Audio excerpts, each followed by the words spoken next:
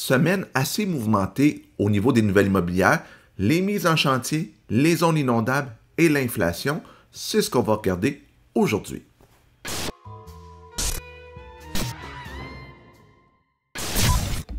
Donc, on va commencer par parler des mises en chantier. Les statistiques de septembre disent le mot essoufflé, la reprise semble s'essouffler. Donc, un petit peu ce que l'article dit, c'est bon. Il y a 2 mois de consécutifs de diminution des nombres de mises en chantier par rapport à l'année dernière. Puis ce qui est important de se rappeler, c'est qu'en 2023, c'était sur les lèvres de tout le monde. Les mises en chantier, ça allait pas bien. Donc, c'est pas une bonne nouvelle, parce qu'au début de l'année, il y en avait eu beaucoup plus dans les 6 premiers mois. Il y avait une augmentation par rapport à l'année dernière qui était pas bonne. On se dit, ah, right, ça reprend, c'est bon.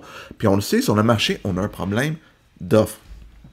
Mais là, on voit, au Québec, il y a eu 3342 mises en chantier, tous les types de propriétés en septembre 2024. C'est 10% de moins, donc à peu près 350-400 de moins que l'année dernière, qui était déjà pas une bonne année. Puis regardez, ils disent, c'est préoccupant parce que 2023, c'était la deuxième pire baisse depuis 1955, donc c'est une des pires années en septembre. On voit pas beaucoup de nouvelles constructions. Donc ça va vraiment être à surveiller dans les prochains mois, parce que 2 mois font peut-être pas la tendance d'une tendance future, mais c'est quand même préoccupant. Donc c'est ça que ça dit. Mais les appartements, les maisons ont diminué, mais les maisons arrangées ou jumelées, eux, ont augmenté. Puis ça, c'est un produit qui est quand même plus abordable. Donc les maisons individuelles, c'est plus très abordable. Tu sais, maintenant, une maison individuelle en bas dans la région de Montréal, quasiment en bas d'1 million, ça n'existe plus. Là. Une maison détachée, c'est très rare. Mais les maisons arrangées, c'est quand même pas abordable. C'est 6, 7, 800 000 souvent. Donc, c'est quand même pas une excellente nouvelle de voir la baisse, là. À Montréal, ça a frappé vraiment fort. 82% de baisse par rapport à l'année dernière. Même chose à Laval, 41%. Donc, c'est pas des bonnes nouvelles. Puis pourquoi c'est pas des bonnes nouvelles? En fait, c'est assez simple. C'est que depuis, des mois que je le dis, on n'a pas un problème de demande en immobilier, on a un problème d'offre. Puis là, les mises en chantier, ça ne monte pas. Donc, c'est pas une bonne nouvelle de ne pas avoir d'offre. Ça aidera certainement pas à la crise du logement dans les prochaines années. Il faut construire, parce que la construction, ça prend des mois et des mois. Donc, je surveille attentivement les prochains mois, voir de quoi ça va avoir l'air. Deuxièmement, on va parler des zones inondables. Le gouvernement du Québec est en train de revoir toute la cartographie des zones inondables. Puis là, on voit les articles depuis une semaine, le nombre de propriétés en zone inondable va augmenter dans le Grand Montréal, parce qu'il faut quand même penser que Montréal, c'est une île entourée de rivières et de lacs, le lac des Deux-Montagnes, le lac Saint-Louis. Donc, on parle là qu'il y a environ 15 000 bâtiments dans le Grand Montréal qui vont être en zone inondable, donc à peu près 9,9 milliards de valeur foncière. Donc, c'est beaucoup. Ça, c'est la CMM qui a fait l'exercice avec les normes établies par le gouvernement. On n'a pas encore la vraie version officielle, mais, tu sais, comme l'article le dit, regardez, là, on voit, selon les normes d'inondation très élevées, modérées et faibles, la répartition de logements, c'est beaucoup plus. Puis aussi, ce que ça dit, c'est qu'ils prennent en compte tout ce qui va avoir rapport au changement climatique, au potentiel, mais, là, je vais juste essayer de vous trouver, là, je ne le retrouve pas, mais dans l'article, ce que ça dit, il y a bien des gens qui n'ont jamais été inondés, c'est jamais passé proche. C'est pas comme si l'eau est dans la rue, on est proche. C'est jamais arrivé, puis qui deviennent inondables à cause des projections futures.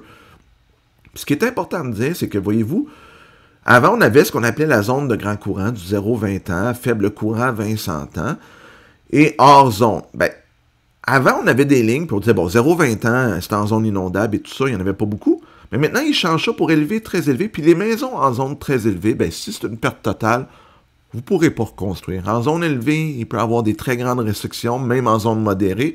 Puis en zone faible, il va falloir que vous ayez des maisons protégées contre les inondations. Ça va coûter beaucoup plus cher.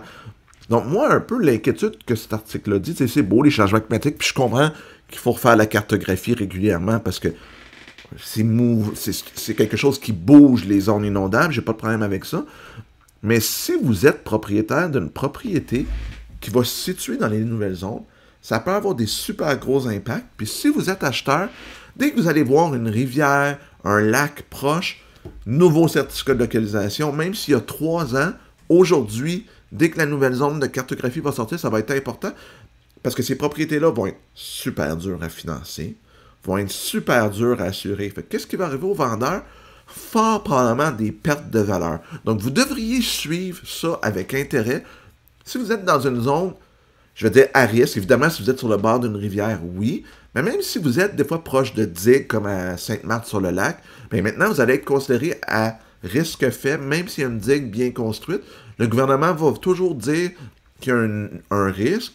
Ils ont-tu raison, pas raison? Je suis pas un expert en la matière, je ne veux pas me prononcer, puis si vous le mettez en commentaire, je ne pourrais pas vous dire vous avez raison, pas raison. Mais donc, dès que vous êtes proche d'un cours d'eau, que ce soit lac, rivière, même des ruisseaux, bien, faites attention.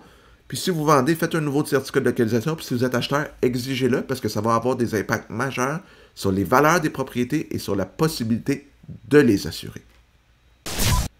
Avant de parler d'inflation, si c'est le genre de contenu que vous aimez, faites un pouce en l'air, ça serait super apprécié. Puis abonnez-vous à la chaîne, j'en mets régulièrement du contenu, puis cliquez sur la petite cloche pour être notifié quand je mets une nouvelle vidéo en ligne. Donc, on va parler d'inflation.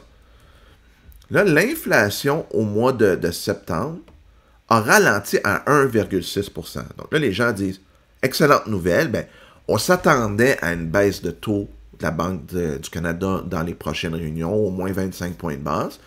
Donc là, le monde dit, hey, bonne nouvelle, l'inflation à 1,6 %, c'est en bas de la cible de 2,6 %. Puis il y a même un économiste qui dit, waouh, je suis content d'avoir tort, c'est encore plus bas que ce que je pensais.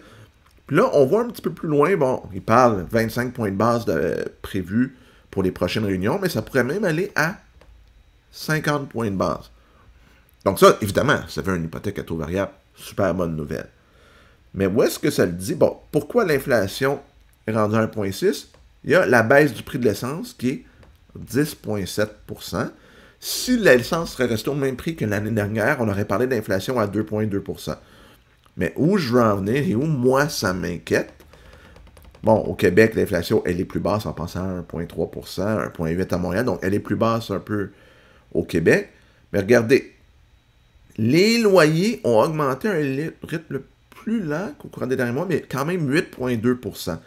Puis ce que je lisais, puis même les frais d'intérêt ont 16,7 % versus 18,8 % un mois plus tôt. Moi, où ça m'inquiète, c'est l'inflation, présentement, c'est seulement les intérêts et le coût du loyer, quasiment, qui explique la hausse de 1,6 %. Si on enlèverait ça de l'inflation, là, on serait proche de zéro. Donc là, il y en a qui vont dire « Hey, c'est bon, ça fait un répit. » Je suis d'accord côté consommateur. Donc moi, ce qui m'inquiète vraiment, puis c'est un peu ça que je veux vous parler, c'est ça peut être bon pour les taux d'intérêt, ça peut cependant recréer une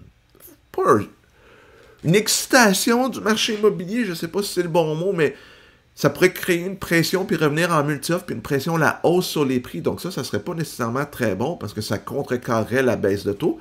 Mais ça veut aussi dire que si l'inflation est à 0 %, c'est pas bon pour les entreprises parce que si les employés veulent des augmentations de salaire puis que les profits baissent, ben les entreprises vont faire quoi? Ils vont tout couper dans les emplois, il va y avoir des mises à pied, donc ça serait pas bon. Donc là, l'inflation abaisse peut-être trop vite. Hey, puis là, le monde va dire, Olivier, voyons, non, regarde, ça nous fait un répit. Mais c'est bien beau que les prix n'augmentent pas, mais s'il y a beaucoup de gens qui perdent leur emploi, ça sera pas mieux. Donc là, la Banque du Canada marche encore sur un fil de fer. Moi, je n'avais pas pensé que ça ralentirait si vite que ça. Donc, super important. Surveillez ça, comment ça va aller dans les prochains mois. Surveillez les prochaines rencontres de la Banque du Canada. Les taux vont baisser sur les prêts variables, c'est sûr. 25-50 points de base. Surveillez les messages qui sont envoyés. Mais présentement, on le voit dans le marché immobilier, moi dans le marché commercial. Les entreprises commencent à couper dans leur loyer en demandant des sous-locations d'espace. La demande pour du bureau est tranquille. Même la demande dans l'industriel s'est calmée un peu. Puis la demande pour le commerce de détail, elle est ordinaire. Donc vraiment, surveillez qu'est-ce qui va se passer avec l'économie. Parce que oui, les taux vont baisser, mais est-ce que l'économie immobilière, générale va aller mal? Ben, si vous perdez votre emploi, c'est bien beau que les taux baissent, mais c'est pas une bonne nouvelle. Si jamais vous avez du contenu que vous voulez que je traite, mettez-le en commentaire, ça va me faire plaisir de regarder ça avec vous puis de faire une vidéo dans les prochaines semaines. Puis on se revoit la prochaine fois pour une autre capsule. À bientôt tout le monde!